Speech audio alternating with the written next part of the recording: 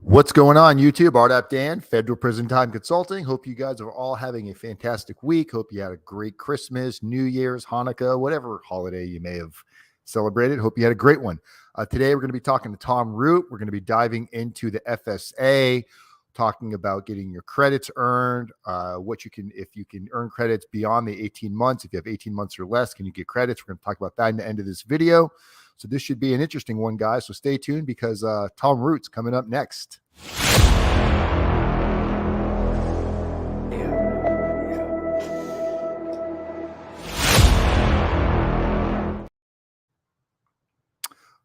Okay, Tom, how are you doing today, my man? Good to talk to you, Dan. Doing just fine. How was your holidays, New Year's, all of that fun stuff? You and the wife do anything good? Oh, we had grandson here, and that was a lot of fun. He's 4.5 years old. Had that storm, and that was it's quite a 6 below on Christmas Day. But now we're back up into the 50s. So you wouldn't know anything about that, would you? Yeah, we dropped down into the 30s for Christmas here in Florida. That's pretty cold, but now we're back up into like the 70s. That was cold for us. I was freezing. But yeah, we ended up staying home too. We I don't know, just getting older, didn't really. And we've got dogs that are all terrified of the fireworks. So while Shelly was gone for the day, I went out and bought like string lights and strung them from like our big oak tree to the fence and put a table out in the yard and made dinner and brought out some champagne. And we had like a nice, like little, I don't know, date night in the backyard. So it was a lot of fun. Oh, that's good. Yep. So today we're talking about, haven't had Tom on in a while. We've already got 13 people watching. So everybody's probably interested in this one. Guys, you got to stay tuned to the end of the video because there are a few things we want to talk about. And I know everybody is concerned for getting their earned time credits through the First Step Act, your FSA credits, if you've got 18 months or less. So if you've got, under 18-month sentence, or even if you got like a 24-month sentence and you're worried about how are your credits going to be applied once you get to 18 months? Because, Tom, correct me if I'm wrong, up until just recently, if you had 18 months or less, you could not get any FSA credits, just your regular good time, correct?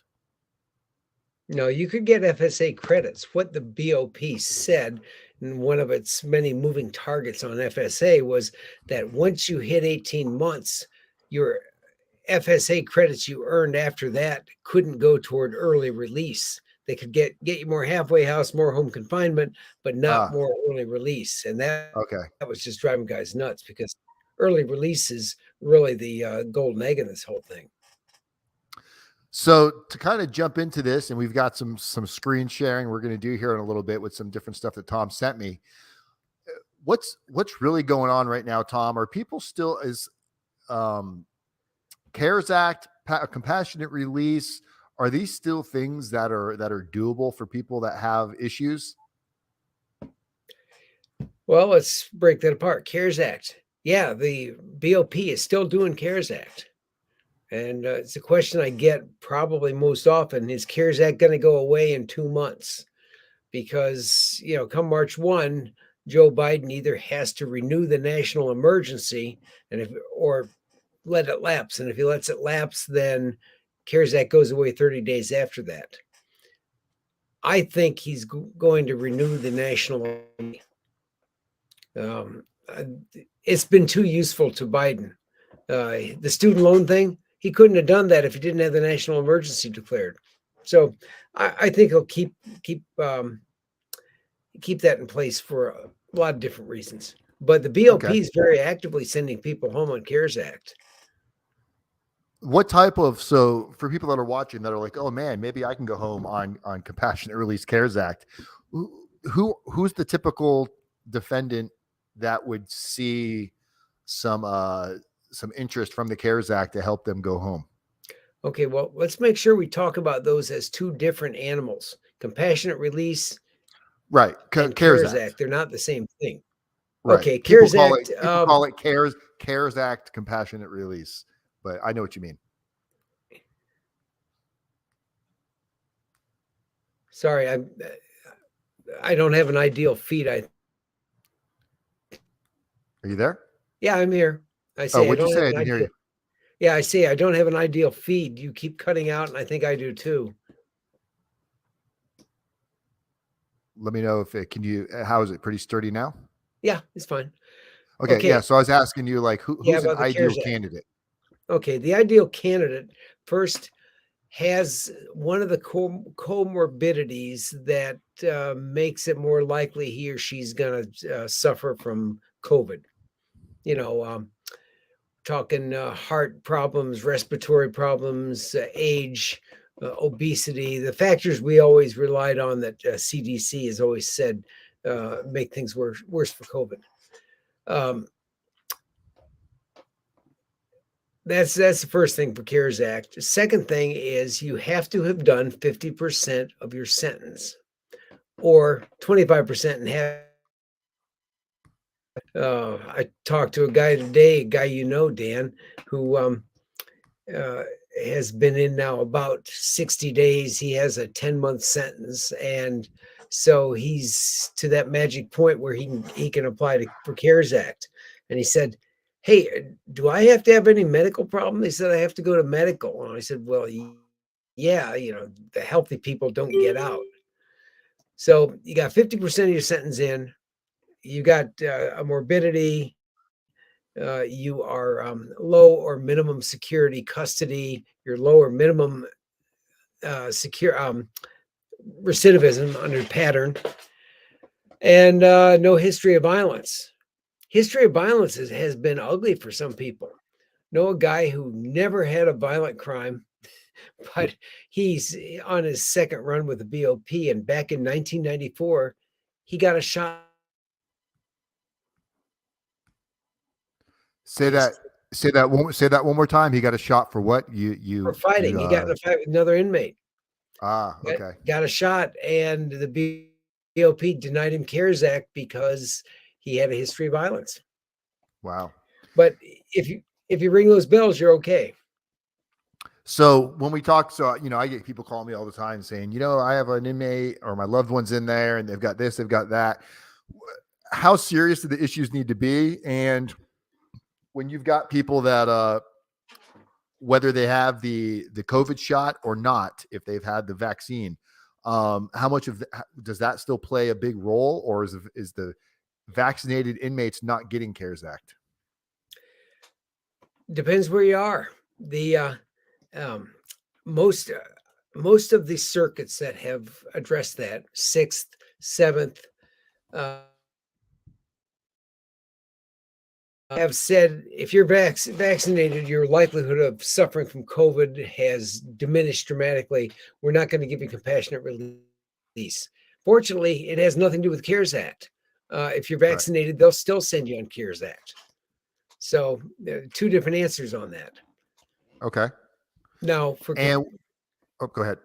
for compassionate release, the Fourth Circuit had a very refreshing opinion a few months ago in October, where this guy had claimed that he didn't get the shot because they offered it to him, and he said, "Well, yeah, but can I ask you a few questions about it?" And they said, "No, you're denied," and they kept going.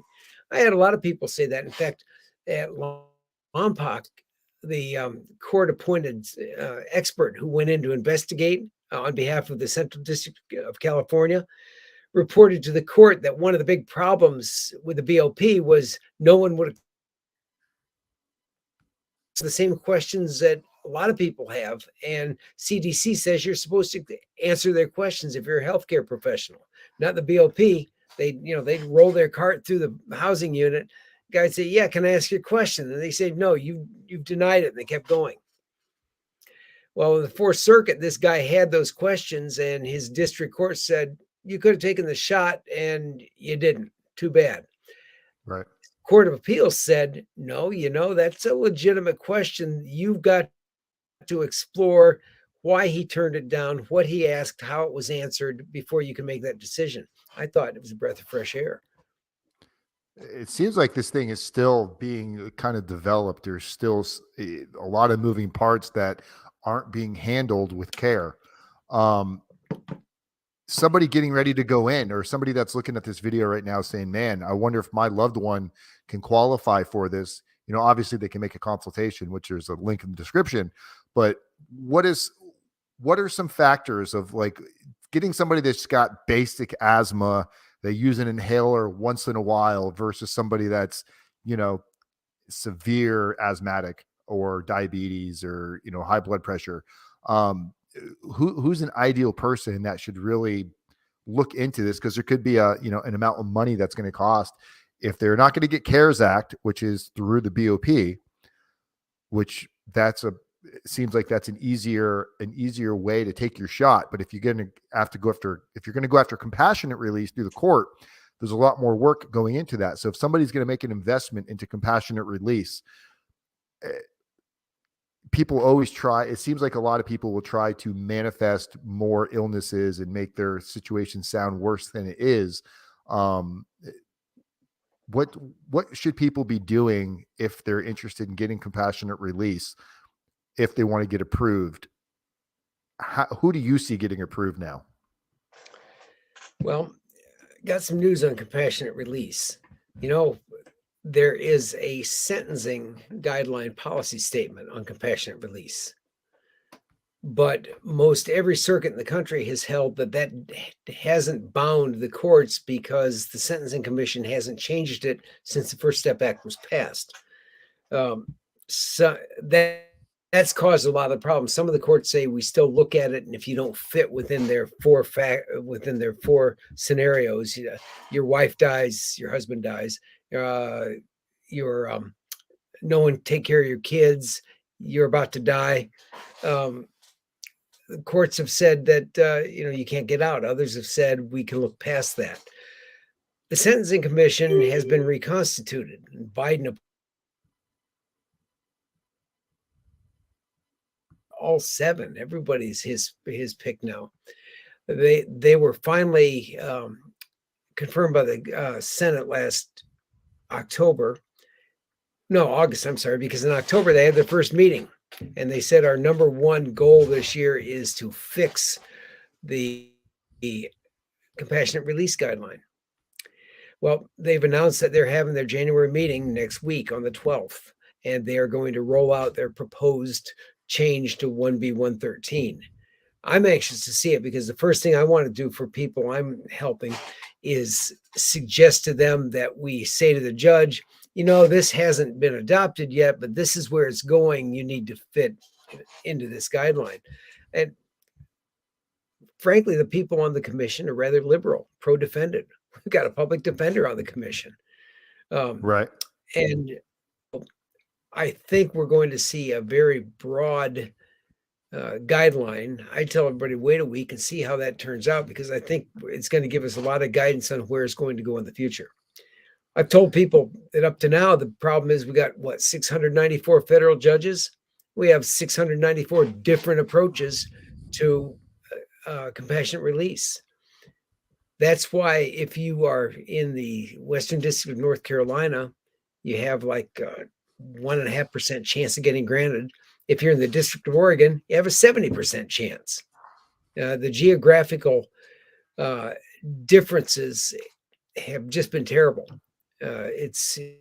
You talk about injecting disparity into the system. That's what compassionate release has done. Can you hear me? Yeah. Okay. Could you hear me? Yeah. I could. It was cuts out a little bit here and there. So is that the January 1st deadline that was missed? No, that's First Step Act time credits, which is why we're here. So maybe we ought to segue into that.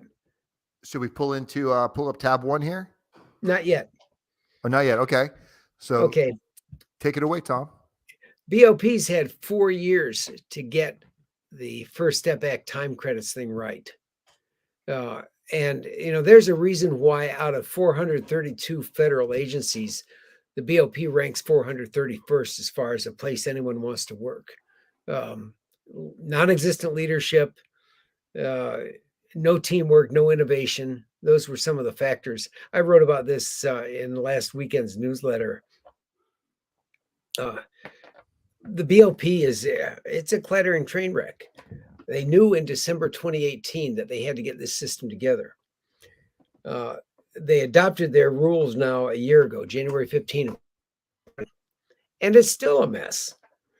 In January 2022, the BOP said anyone who's been here since 2018, if you draw breath, if you got a pulse, you're going to get the credits. We're going to assume that you did programming. We all thought that was wonderful. I had clients calling me up saying, I'm on home confinement and I just got a call to come down tomorrow morning because they're going to cut me loose. Couldn't even figure out what was going on. Wow. Okay. But after the initial joy of that, the BOP then started applying First Step Act time credits by hand. They promised us that effective August 1, they were going to have the AutoCalc system that on the computer on Sentry that would automatically calculate your First Step Act credits. So we all held our breaths, including the courts. Guys were suing and because they weren't getting their credits, and BOP said, give us a chance, we'll have them in August.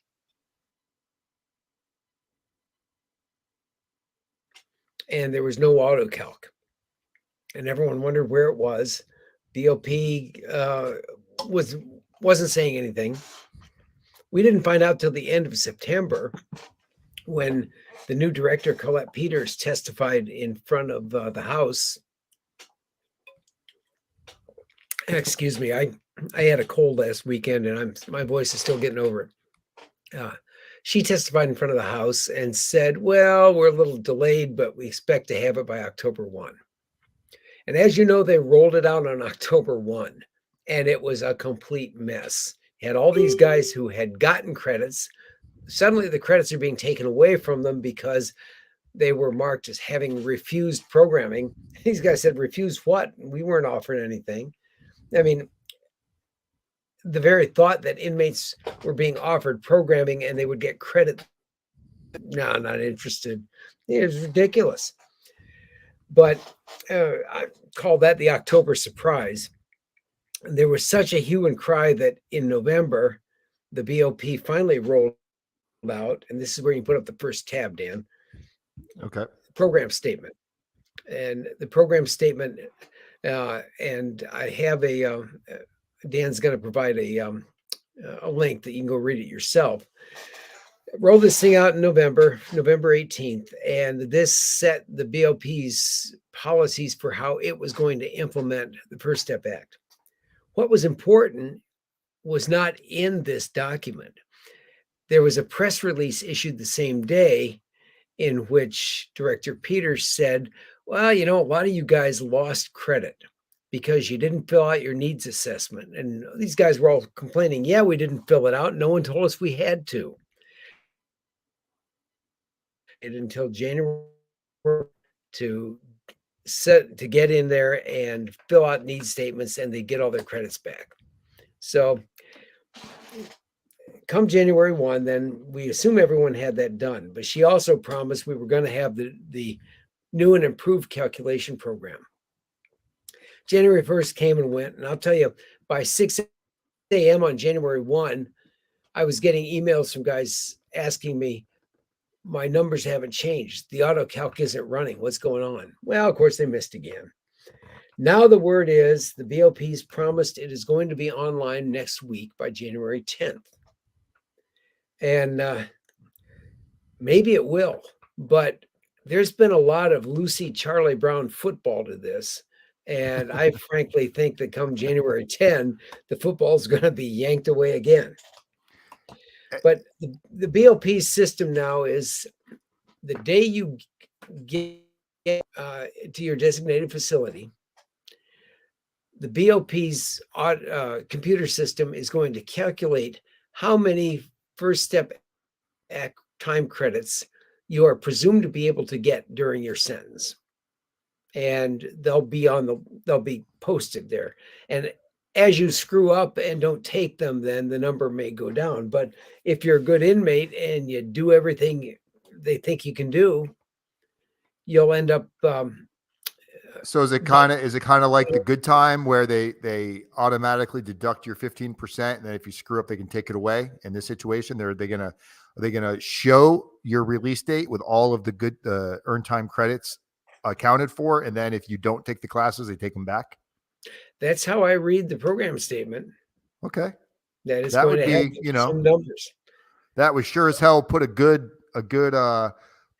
talk about dangling a carrot, because once you see a release, it's like RDAP, you get into RDAP and you see your release date with that year come off, but if you screw up, they can take that year away, and nobody wants to see more time added on a release date. So now with all of these deadlines that keep getting pushed back, what's the point of even creating a deadline if there's no accountability to a deadline?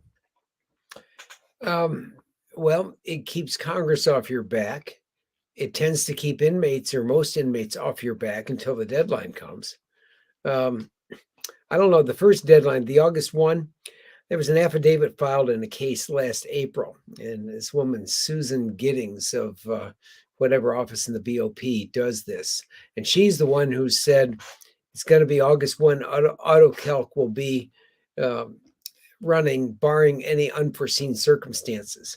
And the government used that to argue that this guy who was demanding that the court order them to calculate his credits on a monthly basis, government was saying, well, you don't need to do that. We got this AutoCalc coming. Here's this woman's affidavit.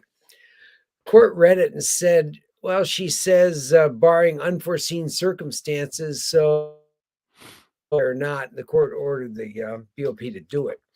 But the court was prescient because, of course, it wasn't there. The unforeseen circumstance was nobody, the BOP's competent, but that was probably completely foreseen. How do you feel that the new director's doing? Well, I'm still a fan. She hasn't been there very long. I would like to see her. I criticized her last, I think it was Tuesday on my blog, because she needs to talk to people more. There's been quite a scandal at the Women's Medical Center in Carswell, which is Fort Worth, Texas. Sexual abuse. Is it one of these? It's the one down below that one. It should be a January 3rd one, and that's just roll on down. Yeah. Keep going. December. Keep going. Keep going. There January you go. 3rd. Okay. Blog. So this is on Tom's site, guys, over on legal. Did you change the URL? Is it legal info now? No, your URL is the same. Okay, gotcha. And maybe you put that up afterwards if they want to go read it. But I said, look, you got to change the culture there, but you got to talk to the press. BOP's famous for not talking to anybody. And the Fort Worth newspaper, the Star Telegram, broke the story about all the sexual abuse at Carswell. They've been trying to talk to Colette Peters since last summer. And wow. They just get her press flack saying, Miss Peters is too busy. I said, for heaven's sakes, pick up the phone and call them. When she appeared in front of the House committee in September, she got a lot of, they were glad to see her. And it was a real marshmallow fest because nobody criticized before she got there. But she still got kind of a honeymoon there if she uses it properly. Yeah, and it's a lot. Look, stepping into that position, there's probably so much to get your hands on and get your mind around to get everything going in the right direction. I imagine that's why the deadlines just seem silly, because it just seems like every deadline is missed across the board on everything they try to do, to where it's like the boy who cried wolf. Nobody really takes it serious.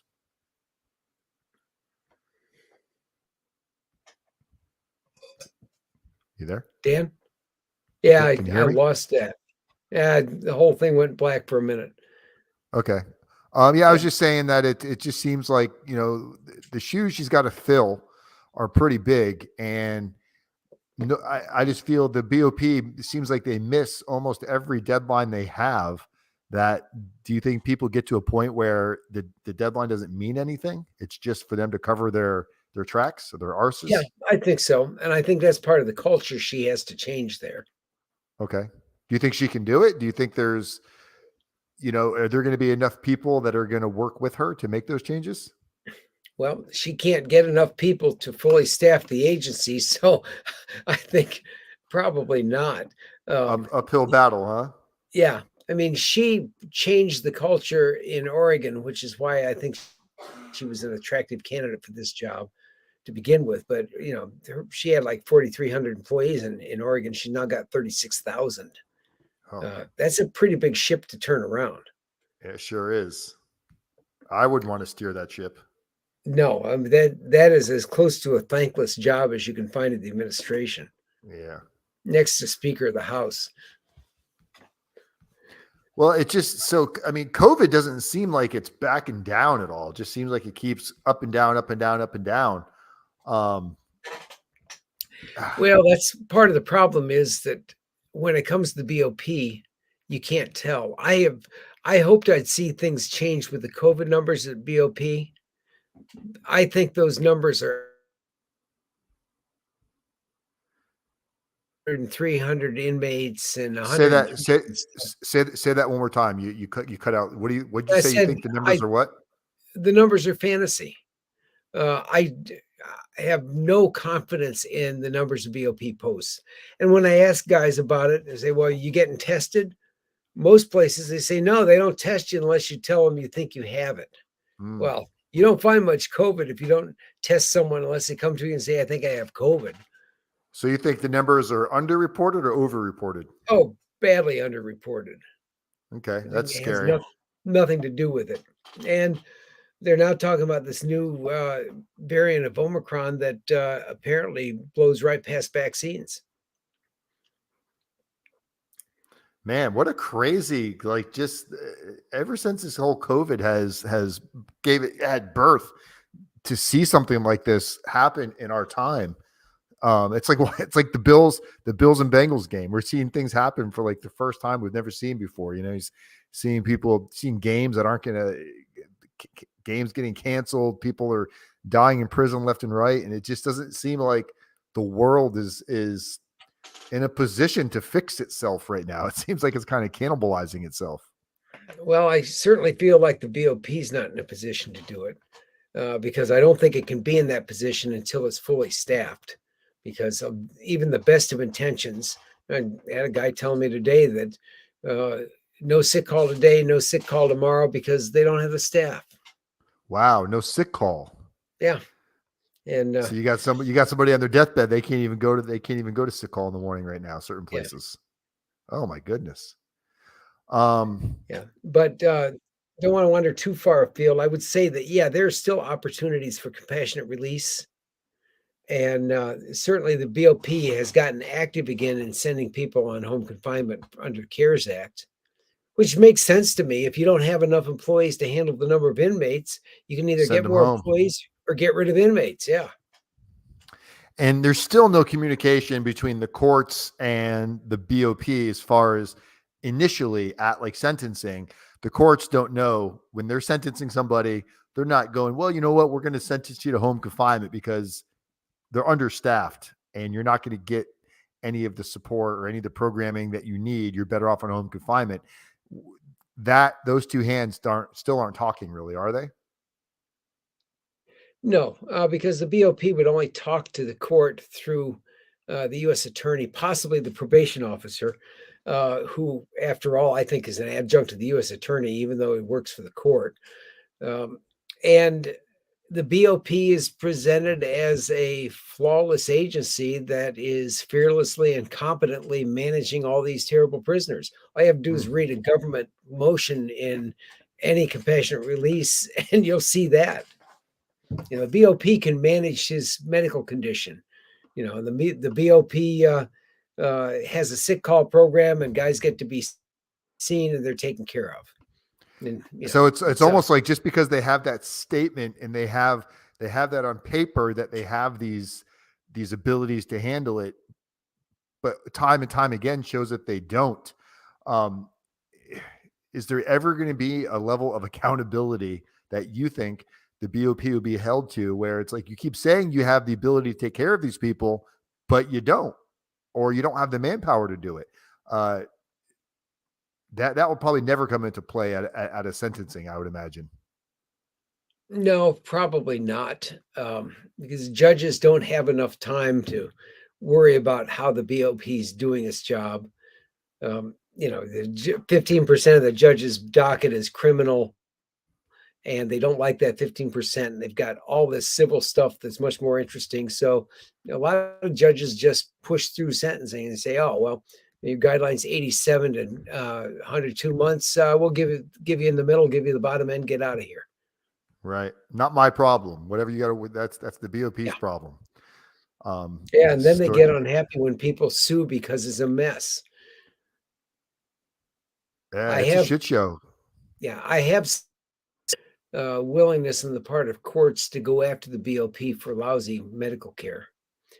I don't know if you saw that case out of, I want to say that was out of Seagoville, I think, late last summer, early fall. The guy who was dying of cancer, and the BOP wasn't getting care. He got turned down once for compassionate release. His lawyers went back about 8 months later and showed the judge had gotten worse. The judge was furious about it and cut the guy loose and said, but hold him for another 14 days so probation and BOP have a chance to get his airplane ticket home and get everything, coordinated. And instead, they dumped him on the street. And I mean, dumped him. They gave him to the inmate town driver. The guy drove him to the airport, hauled him out of the car. The guy couldn't walk. He needed a wheelchair, and left him on the curb at the airport and drove off. Wow. And it was an absolute mess. And when the guy got home, $500 for the airplane ticket. So they did, and they got him home. He didn't even go back to his parents' house. He went straight to the hospital where he died 7 days later. So he was home for 7 days before he Yep. that was that. Yeah. My goodness. And the judge has kept the case open, and it was made for incredible reading what he said to the BOP, held the warden in contempt. Held the warden in contempt? Yeah, held the warden in contempt for letting him get dumped on the curb and not taking care of him like the court ordered him to get him home. So that's obviously ongoing. How do you see that wrapping up? I think what will happen is that the government will cave to whatever demands the family has to pay them some compensation just to get the thing shut down without another opinion. I mean, Man, that's horrible. I can't even imagine what that poor family must be going through. oh yeah, it was, and I'm not even describing the condition when he got to Jacksonville, Florida. Got off the airplane. I'll leave that. Are there pictures of them and whatnot? No, but the court's opinion describes it very vividly. Yeah, it was pretty ugly. Well, we've already talked for close to 35 minutes, and we need to talk a little about First Step Act credits. Let's do it. I imagine somebody out there has some questions. Yeah. Heck, I have questions because most of it is, it's opaque. So it's every day something different comes up.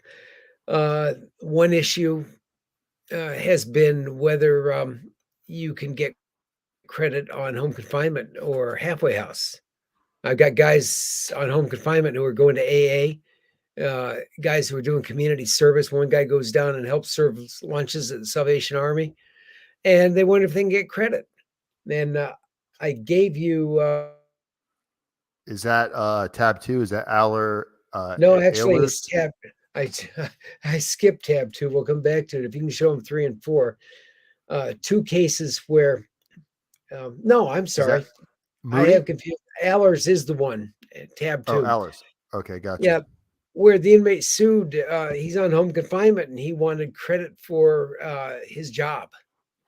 And the court said you can't have it because the BOP hasn't declared your job to be an EBRR, a program designed to reduce recidivism or a productive activity. And so the guy got denied. But the catch is the BOP has said right from the beginning, right last January, that people on home confinement and halfway house can still get credit. And the statute's clear. The statute says that if you are in BOP custody, you are entitled to get credit. But what happened here is the guy came after the fact and said, I want credit for these programs. And the court found an easy way out, agreed with the government that the BOP hadn't ahead of time approved the programs.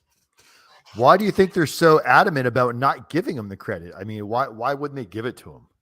Well, it's the U.S. attorney who takes, if an inmate files a habeas and says black, the U.S. attorney opposes it and says white.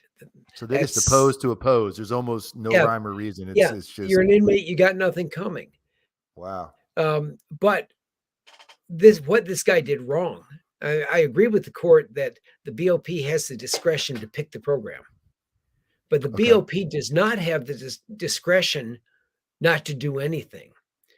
What I've told people who've asked me is, you go to the RRM, you file a cop-out with, you add pages if you have to, and explain the program and ask them to hold that the program is a productive activity or an educational or an evidence-based reduction program that they should get credit for.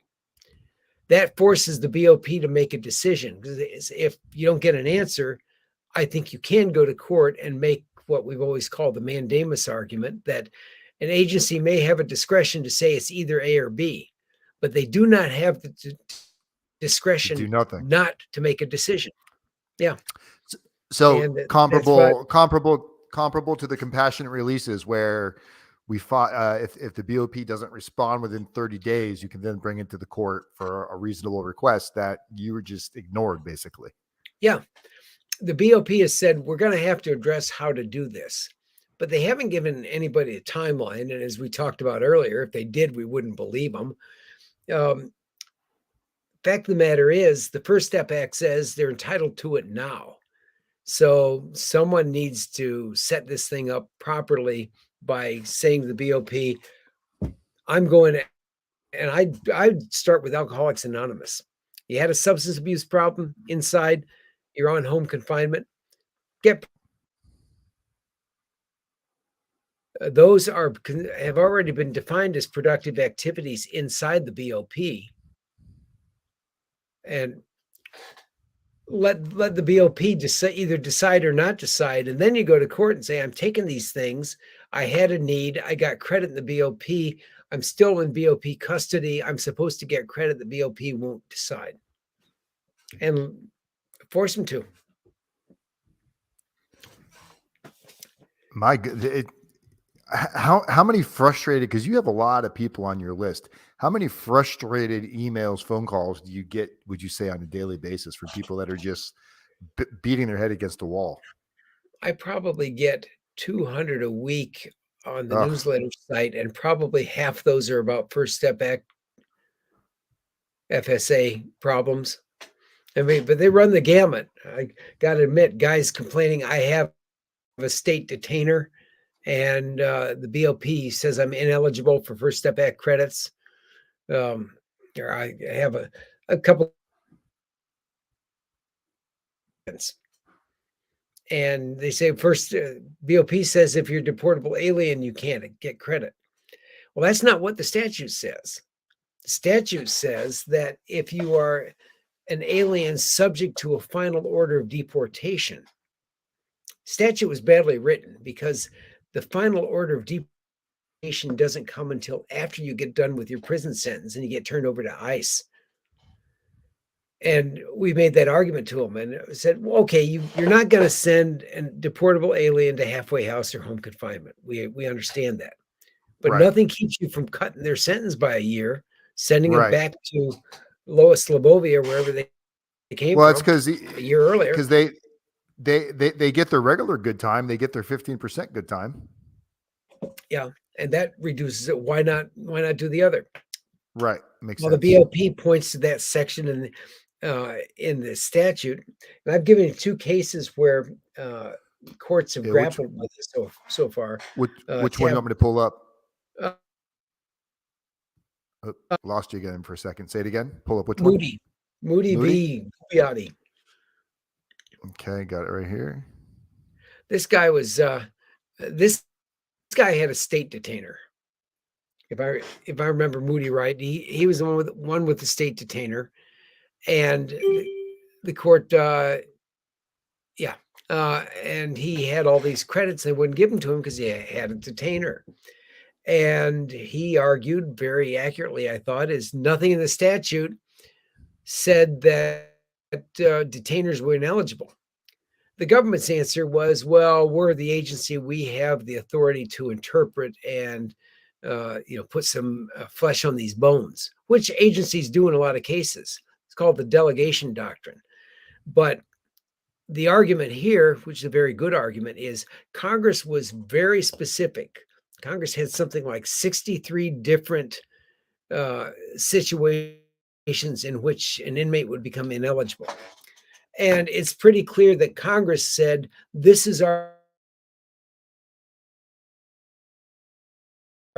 And the court said the same thing I did, which is, well, you could just cut him loose a year earlier. That's not going to hurt anything.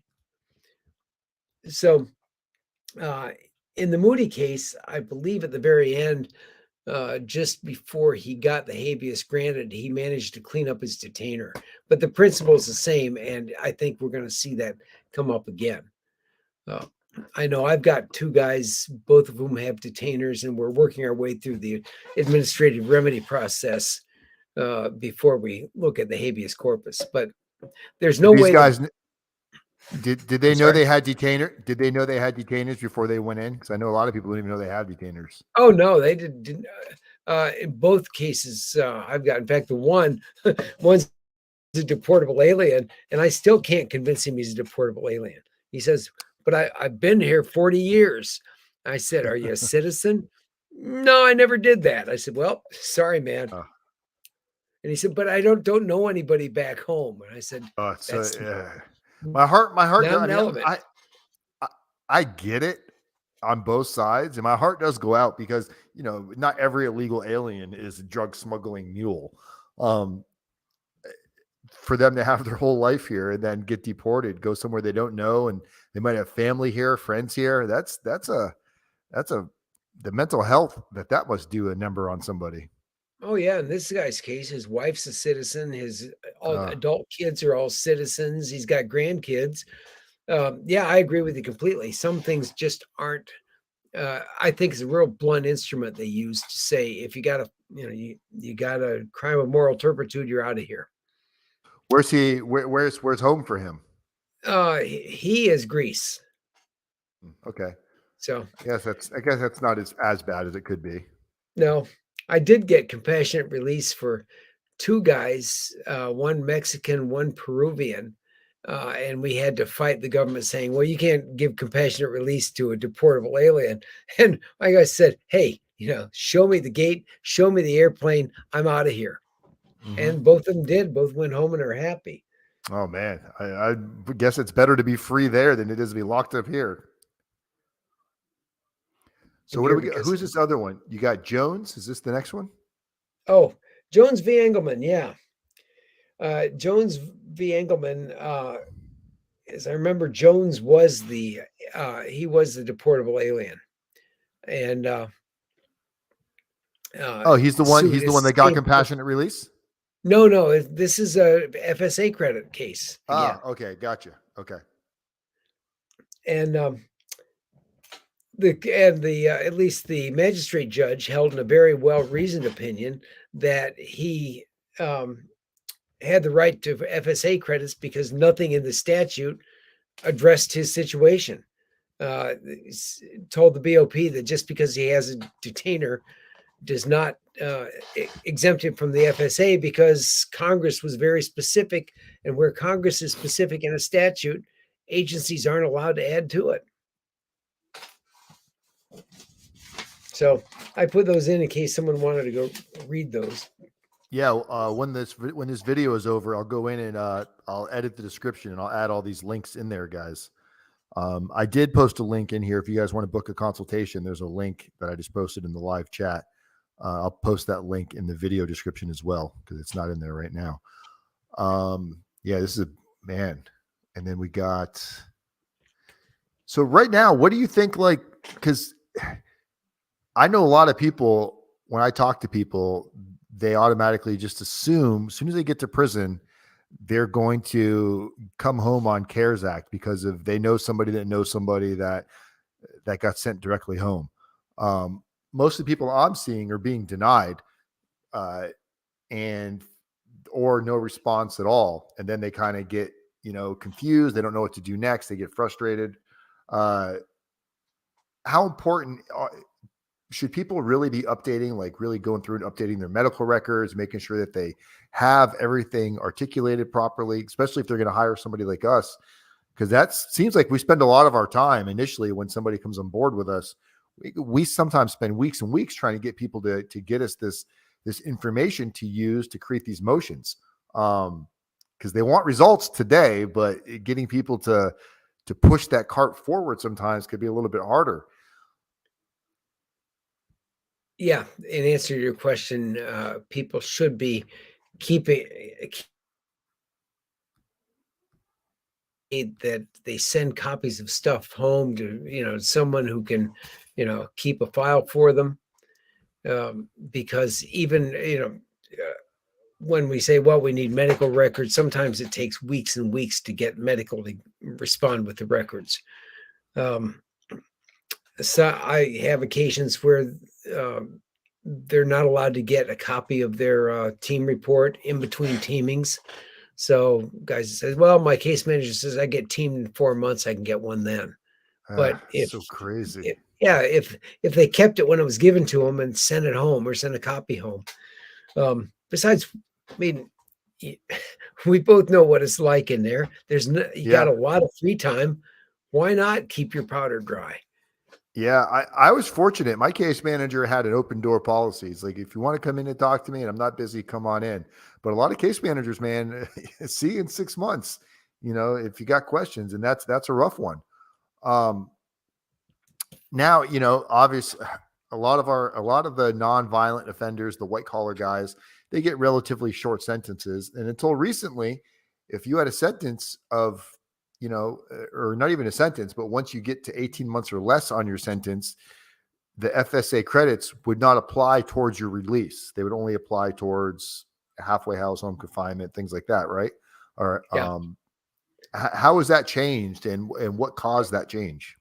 Well, the program statement in November, which we showed the link to earlier, when that was released, and the BOP adopted a system where they would give you a presumptive number of credits the day you got there, they no longer needed that 18-month. Their 18-month argument was, we don't know how many you're going to earn under 18 months, and it's too messy to have to keep changing your out date. So now they're doing it all up front, and it doesn't matter. You get the 18 months, 16 months, 12 months. Okay. You got a 3-month sentence. If you can get a program in the 3 months, great. You get time off. So should we so is it going to be, because now like somebody gets sentenced, they get in there, the release date updates and it shows the release date minus their good time. So based on how this should work, it should show their earned time credits and their FSA credits all out of the gate. Earned time credits, you mean their your good time, or I'm sorry, your GTC credits. Yeah, that's what I meant. I suspect we'll see it on the sentence. Go ahead.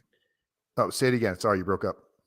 Yeah, I said I suspect it will show on the sentence monitoring computation data form they get that shows the statutory release date, and then there'll be another line item for presumptive earned time credits and how much that will can lessen it up to a year, and then beyond that you get more halfway house home confinement.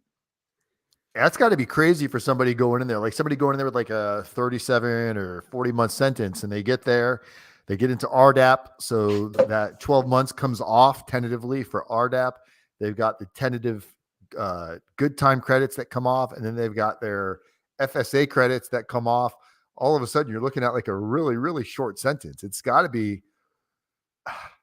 I can't imagine how good that must feel to somebody to be able to see that. I think half the problem with people is they don't necessarily think they're not going to get it. It's just like until they see it, they feel like it's all going to be just taken away from them.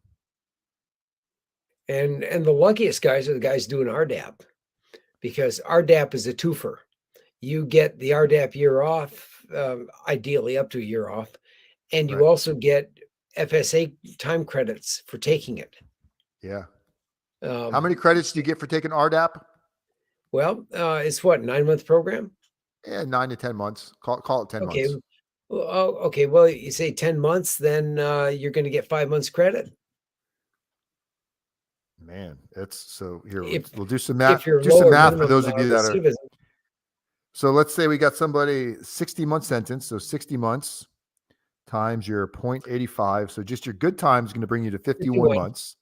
Yeah. Minus 51 RDAP. months, Minus RDAP, knock off 12. 39. And then 39. And then FSA is going to knock off how many more? Well, FSA is going to knock off. Just for RDAP. Just for RDAP, I mean. Just for RDAP, another 5 months. Another 5 months. That brings you to 34. Then you can get up to a year of halfway house, especially with the earn time. The FSA credits can also help towards halfway house as well. Correct? Man, Take it down instead of 5 months. You might get up to 12 months off. With that case you're discussing, the 60-month sentence, it is entirely possible that you'll just run out of time in prison to take enough earned time credits or courses to get your number down there.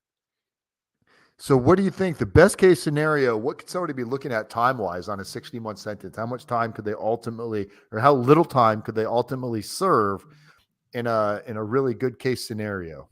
Okay, we had them down to 39 months in prison, and let's say they worked hard and they were able to take 37 of those months they were eligible. Let's knock a few off for A&O and like the end. What's that? That's going to be 18 and a half months. That would be another 12 months off their sentence.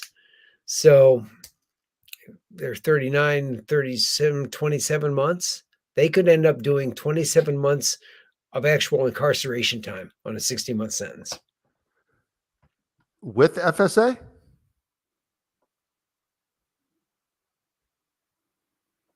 Tom? You went black for a minute. You're back. Oh, there you are. So let's do that math one more time, because I have them around that time frame without any FSA credits, because I have 60 months times 0.85 brings you to 51, minus 12 for RDAP brings you to 39, and if you just got a year of halfway house minus 12, that brings you to 27. That's without any FSA. That's because you're counting halfway house. I wasn't. I was counting time behind bars. Oh, so you're saying 27 months without any halfway house at all? Yeah, and then you get down. Then you add a year halfway house. You're looking at 15 months in. Yeah, but you see, at that point, you run into trouble having enough time. Oh, you can get your RDAP in, but because you have to have only have 15 months in, you're only going to be able to get a maximum of like 7 months off your sentence. So right, okay. Like I said, you actually get to a point where the two locomotives going down the track and get to the point where they hit each other. Okay, gotcha. But point is you could drastically cut your time on a 60-month sentence. You could probably potentially serve less than 2 years behind the fence. And then when you add in your halfway house time and home confinement, this is a big deal for people. Yeah, I did the math once, and looked at the collision of time in and the time you're earning, and I think I came out to you can get down to 52%. So on a 60-month sentence, you might be somewhere like 31, 32 months, which 2.5 years still isn't bad. Yeah, no, that's huge, man. And that's why it's so. How many people right now, if their FSA had been calculated correctly, would be out of prison? And are those people going to have any like legal standing to show that, hey, you've got me sitting in prison when I technically should be home? Probably not, because until the BOP, at least they roll out the rules or the program statement in November, um, I suspect there is not a case of um, not a case of them having a wrongful incarceration claim. That could happen down the road. I should say that at least what I heard from another next week, when the auto calc cuts in, there's going to be another wave of people coming out. Man, And it's so, definitely, it probably gives all these people are probably just sitting on the edge of their seat wondering how this thing is going to play out, because you've got people that are right at the cusp. If their time gets calculated, it's time to go. yeah. Dan, what we ought to do, we probably ought to agree to get back together and do one of these things in like 2 weeks after Yeah, the BOP, after the 10th, and after the sentencing commission on the 12th, and see what's happened. and if they miss their deadline, we can come back and make fun of them a little bit more about why they're not. Why I don't. Whenever I hear that there's a new policy coming out and it's going to do this, it's going to do that, until I had a client recently that sent me a message and say, hey, I heard that they did away with that's when I sent you a text a few days ago about the 18 months. 18 if you have less than 18 months, you can get your FSA credits. And I didn't believe it at first, just because I get emails and text messages all day long about this has changed and this, they're now doing this. And half of it ends up just being like the whole inmate.com thing. We've got this guy, Steve, in here. Hey, Steve, thanks for the updates, my man. Steve, I saw a ton of, I guess he was at Coleman, but yeah, 60 months. He saw somebody there with a 60-month sentence that ended up serving only 18 months. 18 months in the actual prison. And I'm sure they got some time in the halfway house home confinement. But those are big numbers. That's a massive amount of time that you can knock off of the sentence now. Yeah. It is. And, it becomes a math puzzle, but, and it's something a lot of guys need help with. I had one guy who contacted me and said, yeah, with my FSA credits, I can get out faster. So I just checked out of RDAP today. And I said, you what? He told me, I said, is it finished? Is it final? No, I probably can get back in if I go back in and tell him I want to stay in. I said, do it. And he got back in. I said, because what you have done is you have just gone to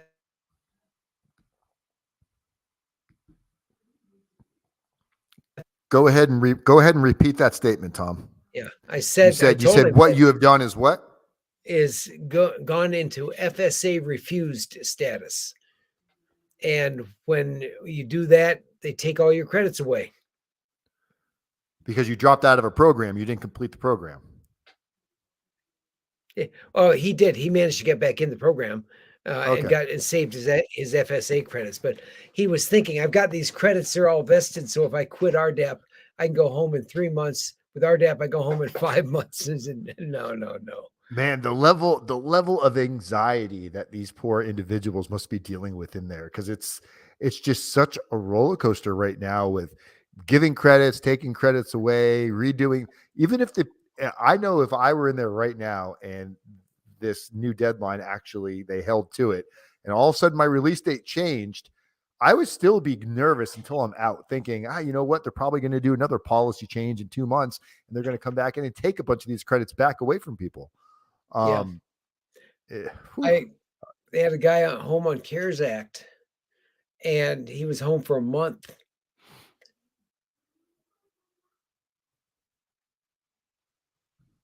You got me there?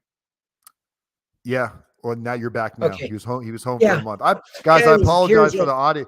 I apologize for the audio difficulties we're having here, but it's It is what Yeah. it is when you're live. Yeah, I blame Florida. Dan blames Ohio. But he was home for a month on the CARES Act, and he got a call. Halfway house said, "You got to come back here." Went back in, and they locked him up again Oh, because they had screwed up, and he hadn't quite gotten 50%. And wow. so he goes back to a camp, and they say, we're sorry, man, but don't worry. In a few months, they gave him the date. In a few months, you'll be eligible again. It was like December 1st. So he gets to December 1st, and it's in. It hasn't come back yet. He just found out he got denied, Oh, and he got denied because the BOP apparently has a new policy that is not written down anywhere, but I confirmed this through a different source, that if you go on CARES Act and you have more than 5 years left to serve, the BOP contacts the U.S. attorney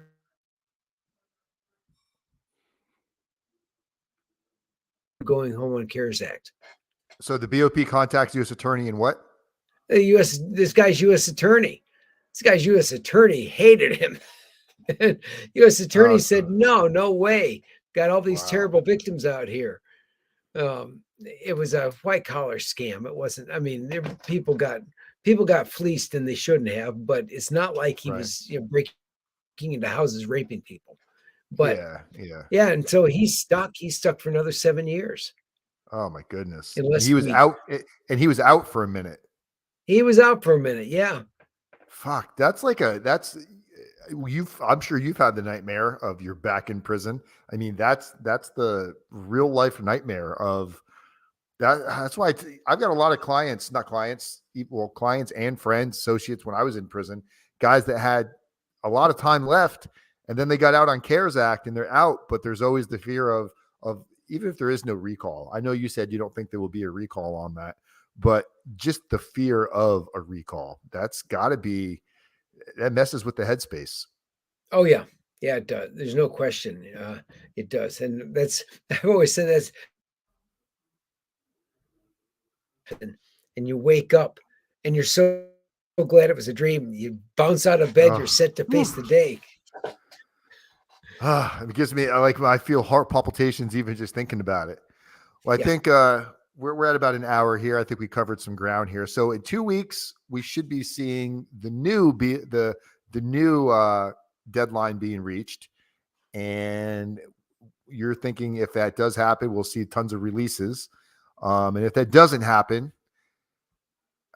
when these deadlines are missed, is it usually something where they recalculate and they're like, all right, we're going to hit the deadline in 2 weeks? Or is it like, all right, the deadline's changing. It's going to be August now. It's really hard to say. I think at this point, the BOP knows that it's got to perform. There have been some expressions from some of the Senate Judiciary Committee people that they're not very happy. And the BOP now knows that the same people who were not happy at him before are still in charge in the Senate. So I think that if it slips, like the January 1 slipped to January 10, I don't think we'll see much more slippage. So do you think it's a good time to go to prison or a bad time to go to prison and right it'll now? be another computer program bomb and have to be fixed. Man, oh man. What a shit show. Wendy, how are you? Wendy says, hey guys. Hi, Wendy Jones. Nice to see you. Thanks for joining in.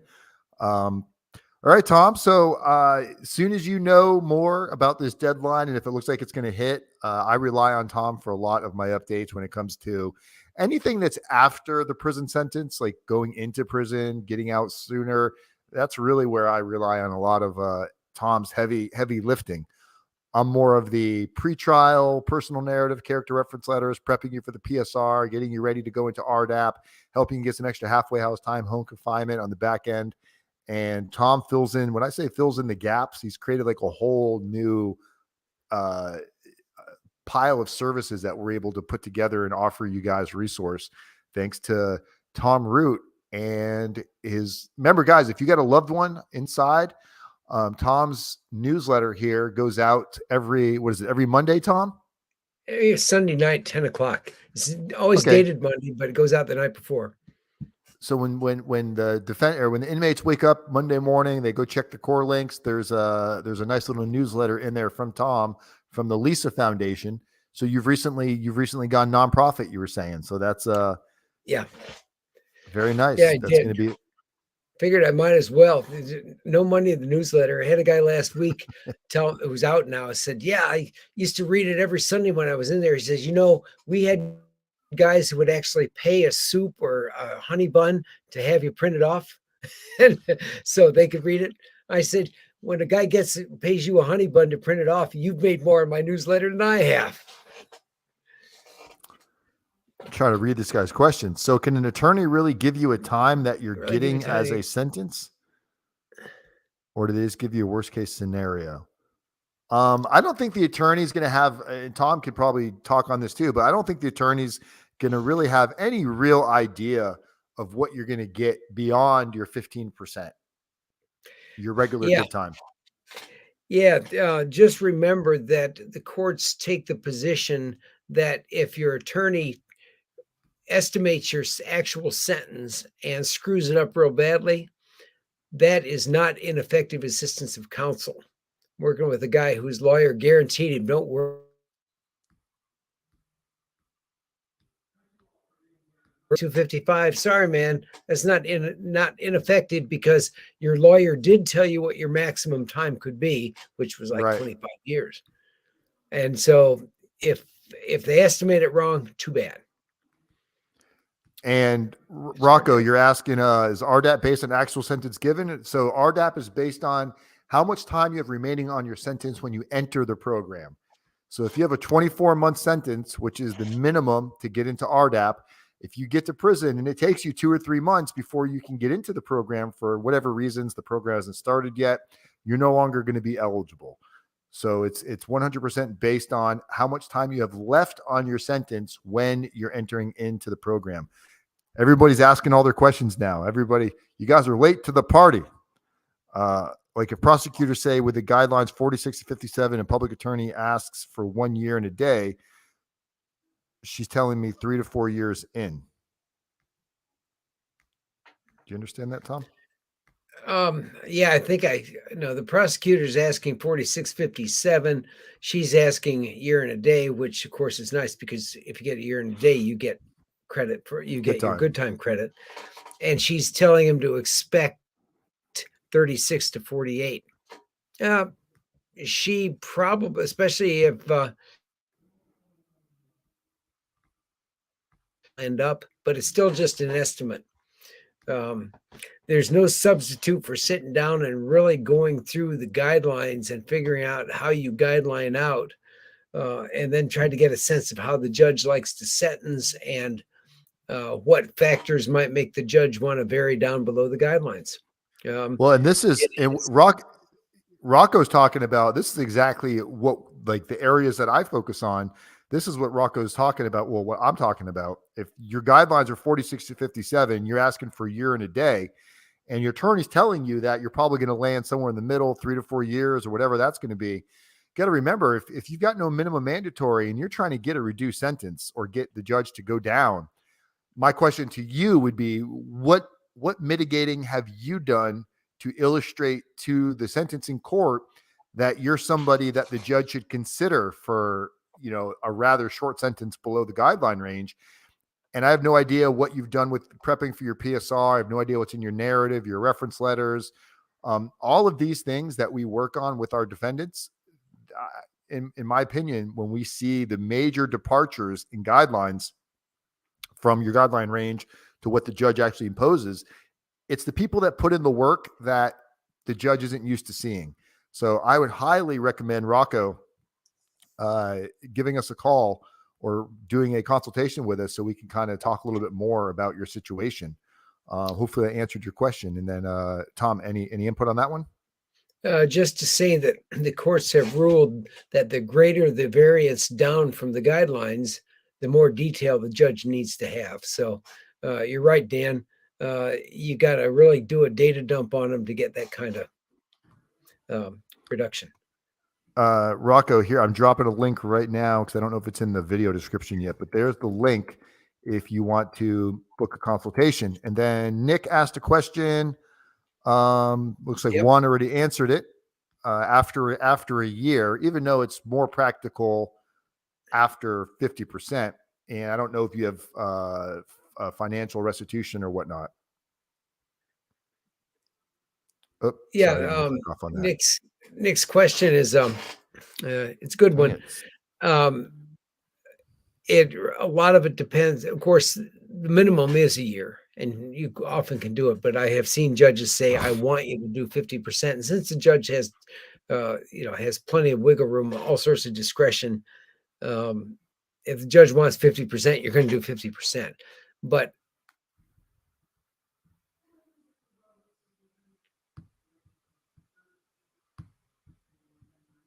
Oh, sorry, Tom, you broke up on the last part. I said the application can be made after 12 months. Okay, so yes, so and again, if you've got questions on that, book yourself a consultation, because that is one of the services that we do provide, is helping people properly submit for early termination off of supervised release. And Tom is always involved in those calls. There's a lot of questions. There's documentation need to get collected, creating a basically because the government's going to oppose, what they almost always do. So giving the judge a strong reason to why it should be considered is probably going to be in your best interest. Rocco, follow-up question. I'm just confused with post-sentencing. She's telling me to expect to surrender in 4 weeks from January 18th. Is your sentencing January 18th, Rocco? Because if that's the case, that's probably pretty accurate, right? Self-surrenderings, you usually get a self-surrender date 2 weeks to 6 weeks out from sentencing. Yeah, I would say 4 weeks is a good median for that. So Rocco, if you want to respond to that real quick before we hop off of here, and then I'm gonna let Tom get. I think it's past his bedtime. It is. He's got to go chase squirrels with his dog. But Hey, you yeah, would have been so proud of her today, Dan. For deer. say that one She more was, time. I say today she was chasing 4 deer and went right off a cliff to get at them. She went off a cliff. Yeah, wasn't that high a cliff, but still, she's no spring chicken anymore, so I worry about it. But she was game. Bro, She flushed them. I want to make a YouTube channel that's all dedicated to pets, pet ownership, getting pets, what you should expect. Because if you want to talk about the financial loss I've had in the last 8 months with animals and vet bills, it's disgusting. We spent $2,500 yesterday on our 20-year-old cat that has some kind of a gum disease where his gums are like overgrowing his teeth, so it hurts when he eats. So they had to, I guess the best way I could describe is it took like a Dremel and shaved down the gums. They have to put them out, put them under, and it's just man, animals, they're no joke. Yeah. So Roy confirmed his sentencing is on January 18th. If you need more, so Roy, just answer that. If the judge, let's say the judge gives you a self-surrender date of 30 days out, you can always request an additional, you can come in and ask for a self-surrender extension after you get your surrender date. You can have a motion prepared and your attorney can file it for reasons why you would need more time. And I think Tom will agree that we've had some clients, we've done self-surrender extensions 2 or 3 times, going back to the court, getting more and more time, where it's ultimately got pushed out 4 to 6 months. I don't recommend that, as you're just prolonging the inevitable, unless there's a valid reason that you're going to ask for that. But it's very, very practical to get some additional time before you got to go in.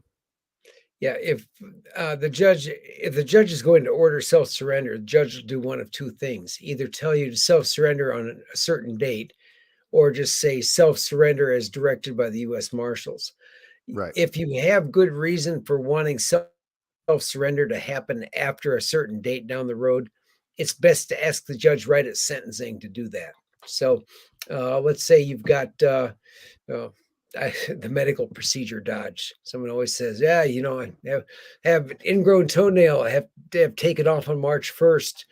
Well, you get your lawyer to say to the judge, he's got a medical procedure March 1. it's easy for the judge to agree to that at sentencing. It gets progressively harder as you get closer to the surrender date. Yeah, I think a lot of people don't even know they can ask for that. It's either not explained to them properly or their attorney didn't really spend enough time going over it. But that was my situation. My surrender date was originally September 3rd, and I had, you could probably see the scar. I blew my bicep off my tendon about a year prior to that on a mechanical bull ride. And I had no intention of even getting it fixed. I was like, whatever, I'll learn to live with it. But when I found out I had to go to prison, all of a sudden I was like, I think I should try to get a surgery. And yeah, the judge gave me another, almost 30 days before I had to go in. But yeah, Rocco, take Tom, or who asked that? That was, yeah, Rocco. Take Tom's advice on that. And if you think you're going to need more time than that, make sure it's practical. It's not just because, my kid's birthday or I got an anniversary coming up. I think if everybody looks hard enough, they could probably come up with some legitimate reasons as why they would need more time to get things straightened out. But that's all I got. What about you, Tom? No, that's good for now. Okay. All right. So, guys, we'll be back in about 2 weeks or so with Tom Root. We're going to just find out, make sure these deadlines are sticking. And if they don't, we'll come back out and talk about why they're not. And if you've got questions for Tom, you can either drop a comment in this video. You can send me a direct message. If there's something you'd like to see a video topic on, if you've got a situation where you're like, hey, this is something that I think would be great for everybody to know, send it over and maybe we'll do our next video will be something that you recommend. But that's all I got, guys. I'm RDAP Dan, Federal Prison Time Consulting, People Helping People, Communities Method, one day at a time. Thank you very much, Mr. Root. I will see you guys soon. Thanks.